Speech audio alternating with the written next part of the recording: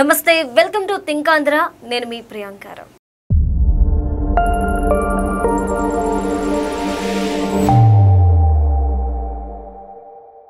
సరిగ్గా ఏడాది క్రితం అంటే 2024 మే 13 ఏపీలో ఇది అందరికీ గుర్తుండిపోయే రోజు. ఎందుకంటే ఆ రోజు ఎలక్షన్స్ జరిగాయి. ఎలక్షన్స్ ఎప్పుడో వస్తుంటాయి 5 ఏళ్లకోసారి. కానీ ఎందుకు ఆ రోజు అందరికీ గుర్తుంది అంటే ఆ రోజు జరిగిన అల్లరి మరే ఇతర ఎలక్షన్స్ లను చూసుండ్రు కాబట్టి. రాడ్లతో దాడి చేసుకోవడం, కర్రలతో దాడి చేసుకోవడం, కారు బద్దలు కొట్టడం, మనుషుల్ని కొట్టడం, ఇవన్నీ కూడా చూసాము. మరి ఆ రోజు మాచర్ల నియోజకవర్గంలో జరిగిన ఒక ఇన్సిడెంట్ ఈ రోజు అందరికీ తెలియాల్సిందే. ఎందుకంటే ఒక జర్నలిస్ట్ మీద ఎలాంటి దాడి జరిగింది, అలానే తన కుటుంబాన్ని ఏ విధంగా బెదిరించారు, ఆ రోజు ఆ సిచ్యువేషన్ నుండి ఎలా బయటపడ్డారు, ఈరోజు ఈ వీడియోలో తెలుసుకోబోతున్నా. ఆయన ఎవరో కాదు, జర్నలిస్ట్ మాణిక్యం గారు. మరి ఆయనతో మాట్లాడి మరిన్ని విషయాలు తెలుసుకుందాం.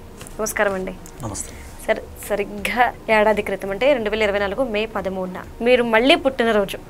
చనిపోవాల్సిన మీరు మళ్ళీ బ్రతికి బట్టకట్టారు. ఆ రోజు ఏం జరిగింది? నిజంగా మీరు చెప్పినట్టుగా పునర్జన్మ అండి.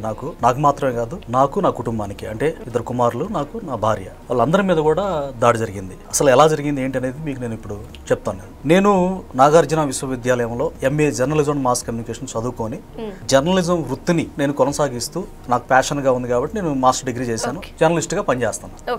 అయితే అక్కడ మాచర్ల నియోజకవర్గంలో కండ్లకుంట అనే విలేజ్ అండి, వెల్దుర్తి మండలం. అది నా స్వగ్రామం. పిన్నెల్లి రామకృష్ణారెడ్డి మాజీ వైసీపీ ఎమ్మెల్యే, ఆయన సోదరుడు పిన్నెల్లి వెంకటరామరెడ్డి షాడో ఎమ్మెల్యేగా ఉంటాడు. మాచర్ల నియోజకవర్గం సినిమా కూడా మీరు చూసే ఉంటారు. దాదాపుగా సిమిలర్ గా కలుస్తాయి, కాకపోతే అంతకు మించి ఉంటది అనమాట ఫ్యాక్షనిజం గానీ రౌడీజం గానీ. అయితే అక్కడ నేను ఎప్పుడూ రిగ్గింగ్ చేస్తూ ఉంటారు మా విలేజ్ లో. మాచర్ల నియోజకవర్గంలో కూడా రిగ్గింగ్ జరుగుతూ ఉంటే అతను అంతే గెలిచాడు. అయితే అతను గెలవడం వల్ల ఏంటంటే అభివృద్ధి లేదు. నాలాంటి వ్యక్తులు అంటే యథార్థంగా వార్తలు రాయాలన్నా, ఏదన్నా హక్కుల గురించి మాట్లాడాలన్నా చంపేసేటువంటి పరిస్థితి. ఇది జరగకూడదు, ఇలాంటి రౌడీ మూకలు గెలవకూడదు అన్న ఉద్దేశంతో నేను మా విలేజ్ లో నాకున్న రాజ్యాంగం కల్పించిన హక్కులు, నాకు ఇష్టం వచ్చిన పార్టీని అభిమానించే హక్కు ఉంది, ఓటేసే హక్కు ఉంది, అలాగే ఏజెంట్ కూర్చునే హక్కు కూడా ఉంది. అయితే వాళ్ళ కక్ష ఏంటంటే నా మీద ఎందుకు దాడి చేశారంటే, మా విలేజ్ లో ఒక దళితుడివి, నాది SC కమ్యూనిటీ అండి, మాదిగా కులానికి చెందినటువంటి వ్యక్తి నేను సామాజిక వర్గం పరంగా. అంటే వాళ్ళకి సహజంగా ఆ కులం అంటే హేయభావం, తక్కువ, ఈడెంత వీడి బతుకెంత అనే అంటే డైరెక్ట్ కూడా అన్నారు నా ముందు కూడా. చాలా హీనంగా, చాలా అవమానాలకు గురయ్యాం. అంటే అంబేద్కర్ గారు అనుభవించిన ఆ తత్వాన్ని, ఆ బాధని ఈ రోజుల్లో కూడా కంప్యూటర్ యుగంలో కూడా ముఖ్యంగా మా పల్నాడు ప్రాంతంలో, మా విలేజ్ లో మేము ఎదుర్కొంటా ఉన్నాం. చాలా మంది మా కమ్యూనిటీ వాళ్ళే, మా వాళ్ళే వాళ్ళకి భయపడి బానిసలుగా మగ్గుతూ వాళ్ళు ఏది చేసినా సరే. బెస్ట్ ఒక ఎగ్జాంపుల్ చెప్పాలంటే, ఇప్పుడు మా విలేజ్ లో ప్రజెంట్ సిచ్యువేషన్ లో కూడా పార్టీ మారింది కదా, అంటే వైసీపీ కాదు, ఇప్పుడు కూటమి ప్రభుత్వం ఉంది. ఇప్పటికి కూడా అక్కడ అరాచకం తెలియాలంటే అక్కడ శ్మశానాల స్థలాన్ని కూడా కబ్జా చేసి అక్కడ మేము రియల్ ఎస్టేట్ చేసుకుంటాం, లేకపోతే ఆక్యుపై చేసి ఇది మా ప్లేస్ రా ఇదని చెప్పి శ్మశానాన్ని, అంటే 150 సంవత్సరాల పైగా ఉన్న మా తాత ముత్తాతల సమాధులు, మా పేరెంట్స్ సమాధులు అక్కడ ఉన్నాయి. వాటిని పొక్కులెంతో తవ్వి వాళ్ళు బిజినెస్ చేసుకుంటారట. దాంట్లో మీకెందుకురా, మీరు ఎక్కడో బయట ఉండండి అని చెప్పి అక్కడ నుంచి ఒక 1 కిలోమీటర్ దూరంలో మీకు సమాధానాలు కేటాయిస్తున్నాం, అక్కడ చేసుకోకముందు అంటే చాలా మంది బానిసలు భయపడి వాళ్ళని ఎదిరించి అంతటోళ్ళం అని చెప్పేసి అక్కడ ఉన్నారు. సో ఈ అన్నిటి నేపథ్యంలో ఇలాంటి వ్యక్తులు ఉండకూడదు, సమాజానికి చేటు అని చెప్పి నేను ఏజెంట్ గా కూర్చున్నాను. అంటే ఈ పార్టీ మీద అభిమానం ఉన్న వ్యక్తులు ఓటేస్తారు, అది నా హక్కు. ఆ హక్కు వినియోగించుకునే క్రమంలో మే 13 మీరు చెప్పినట్టుగా ఇదే రోజు, ఇది నా రీబర్త్ అండి. నేను ఈ రోజు నిజంగా సజీవంగా ఉన్నానంటే దేవుడి సంకల్పం అనుకుంటా. తర్వాత భౌతిక ప్రపంచంలో చంద్రబాబు నాయుడు గారు ఆయన నన్ను ఎంతగా సెక్యూర్ చేశారో, నిజంగా ఆయన నాకు తండ్రి సమానులు. ఆయన లేకపోతే నేను లేనండి ఈ రోజు. ఆ రోజు పార్టీ దాడి జరిగిన తర్వాత ఆయన నన్ను హక్కును చేర్చుకొని, తమ్ముడు నేనున్నా భయపడొద్దు, పార్టీ ఓడిపోయినా సరే నిన్ను, నీ కుటుంబానికి నేను భరోసాగా ఉంటా అని ఒక మానవత్వంతో స్పందించిన గొప్ప మనసున్న మనిషి ఆయన. సో అయితే ఆ రోజు ఏం జరిగిందంటే అండి, నేను ఏజెంట్ కూర్చున్నాను. 7 గంటలకల్లా వాతావరణం ఒక్కసారికి రక్తసిక్తమైంది అనుకోవచ్చు. రక్తసిక్తం అని ఎందుకు అంటున్నానంటే, అక్కడ వాళ్ళు మొత్తం అక్కడ వచ్చి మమ్మల్ని జాలిగా చూస్తూ ఉన్నారు. ఇక మా భార్య, పిల్లలు. కొద్ది కాలంగా నేను హైదరాబాద్లో ఉంటున్నా. అప్పుడు ఎలక్షన్ టైంలో కూడా వెళ్ళాను ఫ్యామిలీ తోటి. నేను జర్నలిస్ట్ గా పనిచేసుకుంటూ వెళ్తే ఇంకొక విషయం నేను ఎక్కడ ఎప్పుడు చెప్పలేదండి, ఇప్పుడు థింక్ ఆంధ్రలో చెప్తున్నాను. నా భార్య బర్త్డే ఆ రోజు ఎంతో ఆనందంగా కొత్త బట్టలు వేసుకొని ఒక పండగలాగా ఆచరిస్తూ నా ఇంటికి వచ్చి, అంటే కండ్లకుంట మా సొంత విలేజ్ కదా, అక్కడికి వచ్చి మా అన్నయ్యలు, మా అక్క వాళ్ళు, వాళ్ళందరితో హ్యాపీగా, నా పిల్లలు, భార్య అప్పుడే వచ్చారండి. వచ్చిన 5 నిమిషాలు కూడా టైం కూడా అక్కడ వాళ్ళు హ్యాపీగా ఉండలేకపోయారు. మొత్తం 150 మంది, 100 మంది పైగా వైసీపీ రౌడీ మోకలు చుట్టుముట్టాయి కుటుంబానికి. ఫస్ట్ అంటే వాళ్ళు వచ్చేసి మారణాయుధాలతో వచ్చి కర్రలు, గొడ్డళ్ళు, కొంతమంది చుట్టుపక్కల పల్లెటూరు నుంచి రౌడీ మూకలు, అదే మూకలు కారంపూడి అనే ఏరియాలో కూడా పిన్నెల వెంకటరామరెడ్డి కర్చీప్ కట్టుకుంటాడు, స్వైర విహారం చేశారు. ఒక సిఐ తల కూడా బాలగొట్టారు. బస్సులో ఒక అతను వీడియో కూడా తీశాడు. అందరికీ 2 తెలుగు రాష్ట్రాలను కాదు, ప్రపంచ వ్యాప్తంగా అది అందరికి విదితమే. అయితే అప్పుడు ఏం జరిగిందనంటే, ఎక్కడరా వాడి మాణిక్యరావు వాడి కుటుంబం ఎక్కడరా అంటే పలానా వాళ్ళే అని చూపించారు. రావడం ఎరా ఎంత బలుపురా అని బూతులు తిడుతూ, బూతుల్ని మాట్లాడలేను, మీ నాన్నకి ఎంత బలుపురా, వాడు మాకు వ్యతిరేకంగా మాకు ఆపోజిట్ పార్టీలో ఏజెంట్కు కూర్చునేంత ధైర్యమా, వాడిని చంపేస్తాం ఈరోజు, ఇప్పుడు మీరు అంతా చూస్తాం, మీరు కూడా వచ్చారు కదా ఓటేయడానికి అని చెప్పి మా పెద్ద బాబు పిలిచాడా ఇట్రారా అని చెప్తే వాడికి ఫోన్ వచ్చింది. ఫోన్ మాట్లాడుతూ ఉన్నాడు. ఆ రోజు కూడా చెప్పాను నేను, లాస్ట్ ఇయర్ కూడా ఇదే విషయాలు చాలా ఛానల్స్లో చెప్పాను. ఒకసారి గుర్తు చేస్తాను అనమాట. వాళ్ళ ఫ్రెండ్ ఫోన్ చేశాడు, నా పెద్ద కుమారుడు ఫ్రెండ్ ఫోన్ చేస్తే ఆయన దగ్గరికి వస్తూ, ఎవరు పిన్నెల వెంకటరామరెడ్డి దగ్గరికి వస్తూ, అంటే రామకృష్ణారెడ్డి తమ్ముడు అనమాట, మాజీ ఎమ్మెల్యే తమ్ముడు, అతనే వచ్చాడు డైరెక్ట్ సీన్ లోకి. రౌడీలతో పాటు ఇతను కూడా వచ్చాడు, ముందుండి అతనే వచ్చి ఫోన్ వస్తే జేబు తీస్తూ దగ్గరికి వస్తున్నాడు. ఎగ్గిరి గుండెల మీద తన్నాడండి, పొత్తి కడుపులో తన్నాడండి ఎగ్గిరి. స్టార్టింగ్ రావడమే ఎగ్గిరి ఇక్కడ తన్ని తిట్టాడంట. ఎరా నా కొడక ఎంత ధైర్యం రా నీకు, నేను పిలుస్తుంటే ఒక షాడో ఎమ్మెల్యేని పిలుస్తుంటే నువ్వు ఫోన్ తీస్తావా అంటే ఎంత రాచుకొని చూడండి. అసలు అతనికి ఏం హక్కు ఉందండి? నా కుటుంబం మీద దాడి చేసే ఆవశ్యకత అతనికి ఏంటి? మరి దాన్ని బలుపనాలనా, అహంకారం అనాలనా? అతని కుటుంబం మీదకి నేను ఏమైనా వెళ్ళలేదు కదా. వచ్చి నా బిడ్డలను కొడుతూ, నా చిన్న కొడుకు మా అన్నయ్యను కొడతావని అని చెప్పేసి వెళ్ళాడు. అంటావా నువ్వు? కూడా అనకూడదంట, చంపేస్తున్నా అనకూడదు, క్వశ్చన్ చేయకూడదు. ఇంకా అంటే అంత కుల వివక్ష, భయంకరంగా కుల వివక్ష మాత్రమే కాదు, రాజకీయ కక్ష, హక్కులు ఉండవు అక్కడ. దానికి వ్యతిరేకం ఎందుకో మరి నాకు చావు అంటే భయం లేదు చిన్నప్పటి నుంచి కూడా. ఆ రోజు స్త్రీల మీద కూడా చేసుకున్నారు. స్త్రీల మీద మాత్రమే కాదు, ఇప్పుడు అదే చెప్తున్నాను. నా ఇద్దరు బిడ్డల్ని 100 మంది కలిసి ఒకేసారి కొడితే ఎట్లా ఉంటుందండి? చితకబాదుతా ఉంటే ఇద్దరిని కొడతా ఉంటే చేతులు అడ్డు పెట్టుకొని నా చిన్న కొడుకు ఇలా కూర్చొని, నా పెద్ద కొడుకు అక్కడ నుంచి ఎవరో లాగారంట. లాగితే మన తమ్ముని కొడుతున్నారంటే కొంతమంది 50 మంది అంటపడ్డారు. 50 మంది అంటపడ్డ తర్వాత వాడు వెళ్ళిపోయాడు. అక్కడ ఒక అతను మానవతా దృక్పథంతో మా బంధువే అతన్ని సేవ్ చేశాడు. అక్కడ నా చిన్న కొడుకుని కొట్టారు. ఏంటయ్యా నా కొడుకుని కొడతారని చెప్పి నా భార్య అడ్డొస్తే నా భార్యని ఈడ్చిబడేశారు. ఇక్కడ గాయాలుండే గొంతు దగ్గర గందరగోళం కొట్టారు. మా వదిన ఎందుకయ్యా నా మరదల్ని వాళ్ళ పిల్లల్ని కొడతారు, కక్ష ఉంటే ఆ అబ్బాయి కదా, ఆ అబ్బాయిని చేసుకుంటేమని చెప్పేసి చెప్పింది తాత్కాలికంగా.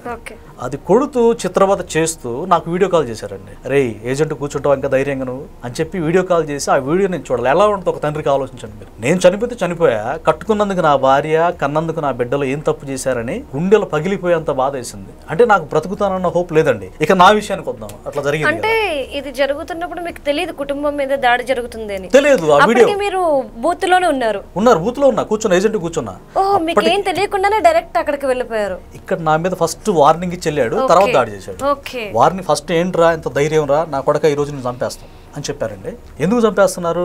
నా హక్కు నాకు ఉందంటే హక్కుల గురించి మాట్లాడితే ఇక్కడ చంపేస్తాను అన్నాడు. అక్కడ మరి పోలింగ్ అధికారులు కావని, అక్కడ సీసీ కెమెరాలు పనిచేయవు, అన్ని కట్ చేశారు. ఏ సినిమా చాలదండి, విక్రమార్కుడి సినిమా జస్ట్ ఒక అంచు కూడా రాదు మా ఊరు సిచ్యువేషన్, మా నియోజకవర్గం సిచ్యువేషన్కి వస్తే. అయితే అంతగా చంద్రబాబు నాయుడు గారిని గెలిపించుకోవడానికి, అంటే ప్రజాపాలన రావడానికి నాకున్న హక్కుని వినియోగించుకున్నాను. సరే నా అభిమానం పక్కన పెడితే అసలు అన్యాయంగా అక్రమంగా నా దగ్గరికి వచ్చి ఇట్లా దాడి చేశారు. ఇంకొకడు దేశిరెడ్డి నాసరెడ్డి అనేవాడు, వాడు బూతులు తిడతా ఉన్నాడు. నాసరెడ్డి అనేవాడు పిన్నెల వెంకటరామరెడ్డి అనుచరుడు. పిన్నెల వెంకటరామరెడ్డి ఏమన్నాడంటే, రే నేను చంపేస్తున్నారు నా కొడక ఈ రోజు అంటే, నేను వినుకుంటూ మౌనంగా ఉంటే రే ఎన్నేరా తిట్టేది వినిపిస్తుందా నీకు అని మళ్ళీ నన్ను రెచ్చగొట్టడం. సో ఇంత జరిగిన తర్వాత వీడు భయపడలేదని చెప్పేసి అక్కడికి మళ్ళీ మా ఇంటికి వెళ్ళి ఇందాక నేను చెప్పిన దాడి చేశారండి. అది వీడియో కాల్ చూపించారు. అంటే నా మానసిక స్థైర్యాన్ని దెబ్బతీయడానికి. ఇక అప్పుడు డిఎస్పీ గారు ఉన్నారండి, అప్పుడు ట్రైన్ డిఎస్పీ జగదీష్ గారిని, ఆయనకి సిచ్యువేషన్ మొత్తం చెప్పాను. ఆ నాసరెడ్డి అనేవాడు అక్కడ మా పిల్లల మీద వాళ్ళ మీద దాడి చేసి అక్కడ పక్కన ఇంటి మీద కూడా దాడి చేశాడు. ఇది టీడీపీ ఏజెంట్ కూర్చున్నాడు, వాళ్ళ ఆ పిల్లల నాన్న కూడా రక్తపు చేతులతో వచ్చాడు. వాడు బ్లడ్ చేతులతో వస్తే ఇక డిఎస్పీ గారికి చెప్పా, చూపించా కూడా, అదిగోండి బ్లడ్తో ఉన్నాడు, మా ఇంటి మీద దాడి చేశారు, నాకు వీడియో కాల్ చూపించారు, నన్ను చంపడానికి వచ్చారు, 5 గంటలలోపు నన్ను చంపేస్తారంట. సరే నేను చనిపోయా, నా భార్య బిడ్డలను కాపాడండి సార్ ప్లీజ్ అంటే, ఆయన ముందు నీ భార్య బిడ్డల కంటే మీకు రక్షణ అవసరం అండి, మిమ్మల్ని చంపేస్తారు ఇప్పుడే. ఆయన ఇప్పుడు నేను SC/ST అట్రాసిటీ కూడా పెట్టానండి, కేసు పెట్టాను. ఇప్పుడు నేను విక్టిమ్ని దాంట్లో వన్ ఆఫ్ ద విట్నెస్ ఆ రోజు చూసిన డిఎస్పీ గారు కూడా. ఆయన మొన్న కూడా మాట్లాడారు, ఏమండి సేఫే కదా అంటే, ప్రభుత్వం మారిందండి, ప్రస్తుతం సేఫ్గా ఉన్నానని చెప్పారు. అయితే ఇది పునర్జన్మ మేడం నాకైతే. ఎందుకంటే కొంతమంది అనుకోవచ్చు ఇలా మాట్లాడుతూ నీకు ధైర్యం ఉంది, నేను చంపేస్తారు మళ్ళా. ఆ రోజు చనిపోయా నేను, ఈ రోజు నేను ధైర్యంగా మాట్లాడుతూనే ఉంటా. అంటే ఇప్పుడైనా సరే ఇట్లా మాట్లాడకూడదండి ఇంకా. ఓకే, అంటే అంత పెద్దోళ్ళు వాళ్ళ స్థాయి ఏంటి, 1000 కోట్లు సంపాదించారండి. నాకున్న సమాచారం 6000 కోట్లు సంపాదించారని సమాచారం అండి. వీళ్ళ మీద ఈడీ కావచ్చు, సెంట్రల్ గవర్నమెంట్ లేదా స్టేట్ గవర్నమెంట్ లో ఏసీబీ వాళ్ళు దాడులు చేసి ఆ డబ్బులు మొత్తాన్ని చీజ్ చేసి పడేయాలి ఫస్ట్.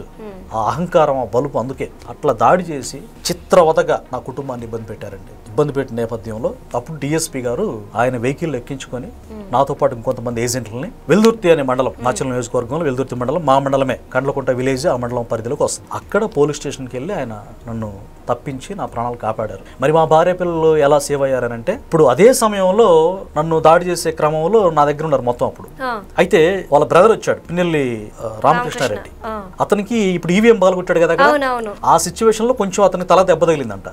మొత్తం టర్న్ అయ్యారు, అంతా మాట్లాడుతున్నారు గుంపుగా, మాబ్ ఉన్నారు అక్కడ మొత్తం. ఆ సమయంలో బై గాడ్స్ గ్రేస్ నేను ఫోన్ చేసి ఏంటి అంటే, మా అబ్బాయి చెప్పాడండి, నాన్న అయ్యే నా చివరి మాటలు మీరు వినకపోవచ్చు అంటే, వాళ్ళు అప్పుడు అక్కడే ఉన్నారు. ఇక మీరు పోలీస్ ప్రొటెక్షన్ ఏమైనా తీసుకొని బ్రతికే అవకాశం ఉంటే మీరు సేవ్ అవ్వండి నాన్న, మమ్మల్ని చంపేస్తారు, ఇక్కడే మారణాయుధాలతో ఉన్నారు, ఎందుకు నాన్న అనవసరంగా ఇక్కడికి రమ్మని చెప్పావు. ఈ రోజు మా మిస్సెస్ ఏడుస్తూ, ఒక రకంగా తన బర్త్డే ఆ రోజు, ఈ రోజు కూడా మార్నింగ్ లేవగానే భావోద్వేగానికి గురైంది, ఏడ్చింది. ఈ రోజు నిజంగా బ్రతికేవండి, 1 year అయిపోయింది అప్పుడే అని చెప్పి అందండి. నిజంగా నాకు ఎంత హృదయ విదారకంగా ఆవేదన అనిపిస్తుందంటే, ఎంత క్రూరమైన మనుషులు ఇప్పటికీ ఉన్నారండి. వాళ్ళకి సపోర్ట్ చేసే వ్యక్తులు లేవనాలి, వాళ్ళకి ఓట్లు వేసే వ్యక్తులు లేవనాలి. ఇప్పటికీ మీ కొడుకు మాటలు మీకు అలా గుర్తుండిపోయాయా? అసలు ఇప్పటికి మాటలు, నా కొడుకుని చూస్తే నాకు కన్నీరు ఆగదనమాట. ఆవిడ ఆ మాట అన్నప్పుడు గుర్తొస్తే ఇప్పటికీ ఆగదు. అంటే ఏం తప్పు చేశారని, నా పిల్లలు పెద్దోళ్ళు అయిపోయారండి. వాళ్ళంత బాధ ఇప్పుడు నేను ఎంతో అల్లారు ముద్దుకు పెంచుకున్నాను నా బిడ్డల్ని. ఎంతో మీకు తెలుసు చిన్న బిడ్డలు ఎలా పెంచుకుంటారు, మీ పేరెంట్స్ ఎలా చూసుకుంటారు, అట్లా ఒక్క దెబ్బ కూడా కొట్టకుండా నేను చూసుకుంటే, అంటే వాళ్ళ ఫ్యామిలీస్ పెద్దోళ్ళు అయితే ఎవరికేం పెద్ద, నువ్వే తింటావు, 10 సార్లు తింటావు, తిను, ఆస్తులు సంపాదించుకో, మాతో ఏం పని. సరే నేను మామూలు వ్యక్తినే కావచ్చు, నేను ఒక మనిషినే, నీకు డబ్బు ఉంటే మంచి మర్యాద ఉంటే రెస్పెక్ట్ చేస్తాను, అయినా నేను వాళ్ళకి రెస్పెక్టే చేశాను. కానీ నా హక్కు నేను కాపాడుకుంటే, రాజ్యాంగం కల్పించిన ఫండమెంటల్ రైట్స్ నేను కాపాడుకునే క్రమంలో నేను అది నాకు లేదట, ఇట్లా చేసి ఇప్పటికి కూడా అని చంపేస్తాం, లేపేస్తాం. అంటే నువ్వు చావా, అంటే నువ్వు ఎంతకాలం ఉంటావు, నువ్వు మనిషివి కదా అని నేను క్వశ్చన్ చేస్తాను. వాళ్ళు ఏంటంటే భయపడాలి, భయంతో చేపించాలి, ఏదైనా సరే భయంతో నియోజకవర్గాన్ని శాసించాలి, ఏలాలి అనే దృక్పథం అనమాట. ఒక ఎమ్మెల్యే అభ్యర్థి అక్కడ నియోజకవర్గంలో వాళ్ళకి అపోనెంట్ గా నిలబడితే, నన్ను మాత్రమే కాదండి, గతంలో ఎమ్మెల్యేని కూడా చంపడానికి దాడి చేశారండి. అంజిరెడ్డి అనే అతన్ని, ఇక్కడ హైదరాబాద్ రియల్ ఎస్టేట్ జాబ్ చేస్తారు, పని చేసుకుంటా ఉంటాడు. ఆయన కూడా అటాక్ చేస్తే, వీళ్ళ వెహికల్ కంటే ఆయన వెహికల్ కొంత స్పీడ్ ఉంటుంది, అంటే రేంజ్ రోవర్ కారు. ఆ కారులో గురజాల వరకు, అంటే నియోజకవర్గం వేరే నియోజకవర్గం అది, అక్కడికి వెళ్ళి వీళ్ళు క్యాచ్ చేయలేకపోయారు. ఇట్లా సేవ్ అయ్యి ఆయన కూడా బ్రతుకు జీవుడా అంటూ ఆయన తప్పించుకున్నాడు. అంటే ఎంతమంది చంపేస్తారు వీళ్ళు. అలాంటి వ్యక్తులకి ఇప్పుడు మనం అంతకుముందు పంచాయతీ ఎన్నికల సందర్భంలో, స్థానిక సంస్థ ఎన్నికలు, మున్సిపాలిటీ పంచాయతీ జరుగుతాయి కదా, అప్పుడు బుద్ధా వెంకన్న అంటే మాజీ ఎమ్మెల్సీ, బోండా ఉమా గారు ఇప్పుడు ప్రజెంట్ ఎమ్మెల్యే, అప్పుడు మాజీ ఎమ్మెల్యే, చంద్రబాబు నాయుడు గారు ఆదేశాల మేరకు ఇక్కడ అవకతవకలు, ఇక్కడ వ్యక్తులను ఇబ్బంది పెడుతున్నారు, అక్కడ ఎలక్షన్ బాగా జరిగే విధంగా పోలీసు వారికి మీరు కంప్లైంట్ ఏంటి అని చంద్రబాబు నాయుడు గారు చెప్తే, వాళ్ళు విజయవాడ నుంచి వస్తే వాళ్ళ మీద దాడి చేశారండి, చంపబోయారు. వాళ్ళ లాయర్ కి, కిషోర్ అనే అతనికి లాయర్ తల పగిలిపోయింది, చిత్రవద అయింది. తురకా కిషోర్ అనే వ్యక్తి ద్వారా ఇప్పుడు జైల్లో ఉన్నాడు అతను దాడి చేయించి అతనికి మున్సిపల్ చైర్మన్ ఇచ్చారు. ఇదంతా ఎవరికి, అందరికి కళ్ళ కట్టిన చరిత్ర. ఆ వ్యక్తులు నువ్వు భయపడు, ఈ బ్రతుకు ఉంటే అంత పోతే అంత, ఎవడైనా ఒక్కసారి బ్రతుకుతాడు, ఒక్కసారి చస్తాడు, అంతేగాని ఇంత మారణ హోమం. అంటే ఇంత జరుగుతుంటుంటే ఎందుకు ఊరు నుండి ఒక్కరు కూడా బయటకు వచ్చి మాట్లాడలేకపోయారు? భయం, అంతలా భయపెట్టారు, అంత భయపెట్టారు. ఎందుకంటే వేరే ఊర్ల నుంచి 100 మంది మనుషుల్ని మాబ్ చేసి గ్యాదర్ చేసి, ఇప్పుడు ఆ కారంపూడి అనే విలేజ్ లో ఒక పోలీస్ అధికారికి, సిఐ గారికి తల బద్దలు బాల్గొట్టారంటే ఏమనుకోవాలి చూడండి. పోలీసులు సైతం, అదే పోలీసుల్లో కొంతమంది, అందరు కాదు, పోలీస్ వ్యవస్థ నాకు చాలా ఇష్టం, రెస్పెక్ట్ కూడా. నేను గతంలో కూడా సబ్ ఇన్స్పెక్టర్ ఆఫ్ పోలీస్ అవ్వాలని దానికి ప్రయత్నం చేశా, కొద్దిలో మిస్ అయింది, అవ్వలేదు, జర్నలిస్ట్ అయ్యాను. కానీ వాళ్ళు కూడా వాళ్ళకు ఉప్పొందిస్తూ, వాళ్ళు వేసే కుక్క బిస్కెట్లు కాసిపడి వాళ్ళకి కొమ్ము కాస్తున్నారు ఇప్పటికి కూడా పోలీసులు. చంద్రబాబు నాయుడు గారి ఈ విషయంలో చాలా కేర్ఫుల్ గా ఎవరెవరు అనేది ఐడెంటిఫై చేస్తున్నారు, ఎవడ కోసం పనిచేస్తారు అనేది కొద్ది కాలంలో ప్రక్షాళన అయింది. కానీ పోలీసులు కూడా వాళ్ళ బిస్కెట్లు కాసిపడి వాళ్ళకి పనిచేస్తున్నారంటే ఆ వ్యక్తులను ఏమన్నా నాకు కూడా అర్థం కావట్లేదు. అంటే ఇప్పటికీ కేసు నడుస్తుందా? నడుస్తుంది ప్రజెంట్. ఇప్పుడు కూడా మీకు బెదిరింపులు లాంటివి వస్తున్నాయి మీకు, మీ కుటుంబానికి? ఇప్పుడైతే రావట్లేదు, ఫోన్ చేయట్లేదు, ఎందుకంటే వాళ్ళకి తెలుసు ఫోన్లు చేస్తే వీడు జర్నలిస్ట్, అది కాల్ రికార్డ్ చేస్తాడు, వీడు టెక్నికల్ గా అన్ని ఉపయోగిస్తాడని. అంటే మనిషికి దొరికితే చంపాలనే ఆలోచన అయితే ఉంది, చేస్తున్నారు. నాకు లైఫ్ టైం థ్రెట్ ఉంటుంది, నాకు తెలుసు ఆ విషయం. ఇప్పటికీ నేను చంపాలనుకుంటున్నారు. అంటే ఫస్ట్ ఆ రోజు చెప్పా, నాకు ఎప్పుడైనా ఏదైనా జరిగితే నా శత్రువులు ఎవరు లేరు, పిన్నెల్లి వెంకటరామరెడ్డి వాళ్ళ బ్రదర్ రామకృష్ణారెడ్డి తప్ప నన్ను చంపేసాడు ఎవరు లేడు. వాళ్ళే టీవీ ఏబిఎన్ ఛానల్ ముఖంగా నేను చెప్పా, వాళ్ళేనండి నా చావు కారణం చెప్పా. నేను చనిపోతే వాళ్ళు కూడా కుక్క చావు చేస్తారు, వాళ్ళు కూడా ఇరుక్కుంటారు. దేవుడు అంతవరకు ఉంచితే అంతవరకు బతుకుతానండి. నేను చావుకు భయపడే వ్యక్తిని అయితే కాదు. నేనేం నేరం చేయలేదు అసలు. విక్టిమ్ ని, ఐఎమ్ ఏ విక్టిమ్. అదే ఇప్పుడు మీరు విక్టిమ్, కానీ మీడియా ముందుకు వచ్చి మీరు ధైర్యంగా చెప్తున్నారు నాకు ఇంత అన్యాయం జరిగింది, నా ఊరికి కూడా జరిగింది అని. అలానే మీరు మళ్ళీ మీ వృత్తిని కొనసాగించుకోగలుగుతున్నారు. కానీ మీ మీద దాడి చేసిన వ్యక్తి ఈ రోజు ఎక్కడున్నారో కూడా ఎవరికి తెలియదు, లారీలో ఉన్నాడు. సో ఏమై ఉండొచ్చు, ఎట్లా అనిపిస్తుంది మీకు? అంటే ఇప్పుడు జగన్మోహన్ రెడ్డి స్ట్రాటజీ అండి. వీళ్ళంతా కూడా జగన్మోహన్ రెడ్డి ఏ స్ట్రాటజీ అయితే డబ్బుతో ఎవరినైతే మేనేజ్ చేస్తాడో వీళ్ళు కూడా డబ్బుతో మేనేజ్ చేస్తారు. అంటే ఐఏఎస్లు కానీ ఐపీఎస్లు కానీ లోకల్ అధికారులు డిఎస్పీలైనా సిఏలైనా ఎవరినైనా సరే అంటే భయం, మళ్ళీ మేమే వస్తాం. జగన్మోహన్ రెడ్డి అంటలా మీ అంతు చూస్తాం, బట్టలు ఎప్పదీస్తాం. అలాగే ప్రభుత్వం మాదవుతుంది, ఇది తాత్కాలికమే. ఇంకా 4 ఏళ్ళు ఉన్నప్పుడు కూడా ఇప్పుడు నుంచి స్టార్టింగ్ డే 1 నుంచే రిజల్ట్ వచ్చిన దగ్గర నుంచి జగన్మోహన్ రెడ్డి బెదిరిస్తున్నాడు. ఇతను కూడా 4 సంవత్సరాలు గెలిచాడు కనుక, 4 సార్లు గెలిచాడు కనుక మళ్ళీ ఈయన వస్తాడేమో, ఈ రౌడీజానికి మేము బలైపోతామేమో. ఆల్రెడీ పోలీసు అధికారులు కూడా తలబాలు కొట్టారు డైరెక్ట్ గా. ఇతనితో మాకెందుకు? ఇంకో విషయం చెప్పమంటారా, ఇది ఎక్కడ ఎవరు మాట్లాడాలి, వాళ్ళిద్దరి మీద రౌడీ షీట్లు ఉన్నాయి. కూటమి ప్రభుత్వం రాగానే మాచర్ల రౌడీలు అని చెప్పేసి వాళ్ళిద్దరి మీద రౌడీ షీట్లు ఉన్నాయి. అంటే అంత రౌడీలని ఎవడు ఎదిరించే సాహసం చేయరండి. మనం ఓటేస్తేనే వాళ్ళు గెలుస్తారు, మనం ఓటేయకపోతే వాళ్ళు గెలవరు. మరి ప్రత్యర్థిగా ఉన్న వ్యక్తికైనా ఓటేసి గెలిపించుకోవచ్చు కదా. ఎంత భయపడుతున్నాడని తెలిసి కూడా ఆయనకే ఓటేసి మళ్ళీ గెలిపించుకొని మళ్ళీ ఎందుకు ఆ నరకంలోకి దిగుతున్నారు ఈ ప్రజలు? ఇప్పుడు అదే ఆ ప్రజల్లో ఆ చైతన్యం వచ్చిందండి. చిత్తుగా ఓడిచ్చారు అతన్ని. ఇప్పుడు ప్రజెంట్ కూటమి ఎమ్మెల్యే జోలకంటి బ్రహ్మారెడ్డి గారు ఇప్పుడు గెలిచాడండి. 30,000 పైచలకు 33,000 మెజారిటీ దాకా వచ్చింది ఆయనకి. అక్కడ అదే పల్నాడులో శాసగిరిరావు గారు పాలవాయి గేట్ అనేటువంటి ప్లేస్ లో ఈవీఎం బద్దలు పాల్గొట్టాడు, ఓడిపోయి ఓటమి భయంతో. అప్పుడు ఆయన ఒక రకంగా ఎదిరించాడు, తిరస్కరించాడు అతని యొక్క అహంకారాన్ని. అప్పుడు కూడా ఆయన మీద కూడా తల పాల్గొట్టారు, దాడి చేశారు. అలాగే మంజులా గారు, ఆవిడకి పదవి కూడా ఇచ్చారు, ఒక కార్పొరేషన్ చైర్మన్ గా. శిల్పారావు చైర్మన్ గా ఇచ్చారు ఆవిడకి. ఆడబిడ్డ ఉండి కూడా ఆవిడ కూడా హైదరాబాద్ లో ఉంటారు. ఆవిడ ఏజెంట్ కూర్చున్నారు నాలాగే. ఇక్కడ నరికారు ఆడ మనిషిని కూడా, మంజులా రెడ్డి. అంటే ఎప్పుడు వేరే పార్టీ మేమే అంటే అణిచేసి చిదిమేసి చంపేసి మేమే రాజ్యాధికారం చేయాలి, ప్రజల శవాల మీద మేము రాజ్యపాలన చేయాలి. శవాలంటే అదేనండి, మా విలేజ్ లోనే ఇప్పటికీ కలెక్టర్ గారు, నేను గతంలో ఉన్న కలెక్టర్ గారికి శివశంకర్ గారికి, లోతేటి శివశంకర్ గారికి కూడా ఇచ్చాను. ఆయన తర్వాత వెళ్ళిపోయారు. ఇప్పుడున్న కలెక్టర్ గారికి కూడా ఈ వీడియో ద్వారా వెళ్ళిపోవాలి చెప్తున్నాను. కలెక్టర్ గారికి చెప్తున్నా, అరుణ్ బాబు గారికి, సార్ మా దళితుల శ్మశానాన్ని కూడా ఆక్యుపై చేశారు, ఎవడో ఎదిరించేవాళ్ళు లేడు, మాకు ఆ శ్మశానానికి ప్రహరీ గోడ కట్టించండి సార్ అని అడుగుతున్నాం మీ ద్వారా, మీడియా ద్వారా. శ్మశానానికి ప్రహరీ గోడను కట్టించి వాళ్ళ పేర్లు ఎవరైతే ఎక్కించుకున్నారో ఆ పేర్లు రిమూవ్ చేసి, అంటే పిన్నెల్లి బినామీల పేర్లు ఎక్కించుకున్నారు చూడండి శ్మశానం స్థలంలో. అది ఎంతవరకు కరెక్ట్? అది మీకు ఇక్కడ ఎందుకు రా స్థలం, ఇది మా ఇళ్ళకి దగ్గర ఉందిరా మీ శ్మశానం, ఇది మేము ఇక్కడ రియల్ ఎస్టేట్ చేసుకుంటాం, మేము ఆక్యుపై చేసుకుని బిల్డింగ్లు కట్టుకుంటాం, మీరు ఎక్కడికి వెళ్ళిపోండిరా అంటే. మా పూర్వీకుల శవాలని పొక్కులు ఎంతో పెరికేసి అక్కడ ఇల్లు కట్టుకుంటారంట. ఏ మనుషులు అండి, ఏ కాలంలో ఉన్నాం మనం? ఆలోచించండి ఒకసారి. ఇప్పుడు 4 సార్లు ప్రజలు గెలిపించినప్పుడు అభివృద్ధి చేయాలి కదా. నీ సొంత ఊరికి దళితులు ఓట్లేస్తున్నారు కదా గుంపగత్తగా భయపడి. నా దళిత జాతి కూడా వాళ్ళకి ఎంత భయపడతారంటే నీకెందుకు అనేవాళ్ళే గానీ ఆ చావు అలాంటి బ్రతికితేనే చనిపోతేనే అనేది నా ఉద్దేశం అండి. సో ఇప్పుడు వాళ్ళ శ్మశానంలో వాళ్ళ పూర్వీకుల శవాలు తవ్వినా బాధపడతారు కానీ ప్రశ్నించరంట. సరే వాళ్ళ మీద జాలి పడుతున్నాను నేను, వాళ్ళ మీద నాకు ఎలాంటి కక్ష లేదు, భయపడుతున్నారని. ఇప్పటికైనా చైతన్యం రావాలి. ఒక్కడనండి అంత దాడి జరిగింది కదా, ఎందుకు మా వాడి కుటుంబం మీద మీరు దాడి చేస్తున్నారు? వాడికి ఇష్టం వచ్చిన ఓటు వాడు వేసుకుంటారు, మీకు ఎందుకు? అసలు మీరు దొమ్మిగా వచ్చి ఎందుకు ఇలా చేస్తున్నారని ఎవరు క్వశ్చన్ చేయలేదండి. భయపడి పారిపోయారు తప్పితే ఎవరు క్వశ్చన్ చేయలేదు. ఆ భయమే వీళ్ళకి ఆయుధం. భయమే ఆయుధం. వాళ్ళు మనుషులే. అంటే నాకు అర్థం కాదు ఏంటంటే, ఇక్కడ కులం చూసి దాడి చేశారా అంటే కాదు, ఇక్కడ దాడి ఎట్లా చేశారు అంటే కేవలం ప్రత్యర్థి పార్టీకి సంబంధించిన వాళ్ళు ఉన్నారు, ఎక్కడ వీళ్ళు కోటేసేస్తారని చేశారు. అదేనా? ఓడిపోతాం భయం. అంటే రిగ్గింగ్ చేసి గెలుస్తున్నారు కదా వీళ్ళు. మా మీద ఉన్న అసంతృప్తితోటి మా రౌడీజానికి భయపడి ఓట్లు ఏమైనా కొంచెం అటు ఎక్కువ పడితే మేము ఓడిపోతాం, మాకు అధికారం ఉండదు అంటే. ఒకే చోట ఒక 200 ఎకరాలు కబ్జా చేశారంటే నమ్మగలరా? అట్లా ఎకరాలు కబ్జా చేసి చాలా మంది హతులైపోయారండి. డజన్ మంది చనిపోయారు, వాళ్ళు చంపేశారు. తోట చంద్రరెడ్డి గొంతు కోసి చంపేశారండి.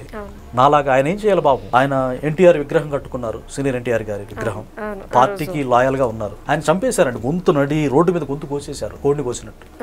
మొత్తం మీద మీకు, మీ కుటుంబానికి అటు పోలీసుల నుండి కావచ్చు, ఇటు ప్రభుత్వం నుండి కావచ్చు, మీకు రక్షణ కల్పించాలని చెప్పేసి అయితే మేము మనస్ఫూర్తిగా కోరుకుంటున్నాం. కానీ ఈ వీడియో ద్వారా మీరు చాలా గట్టిగా చెప్పారు. ఏంటి అంటే చైతన్యం రావాలి మీలో. మీరు అంతా చదువుకున్న వాళ్ళు, ఇప్పుడు అంతా ఎడ్యుకేటెడ్. అప్పుడంటే ఎడ్యుకేషన్ లేదు కాబట్టి భయం.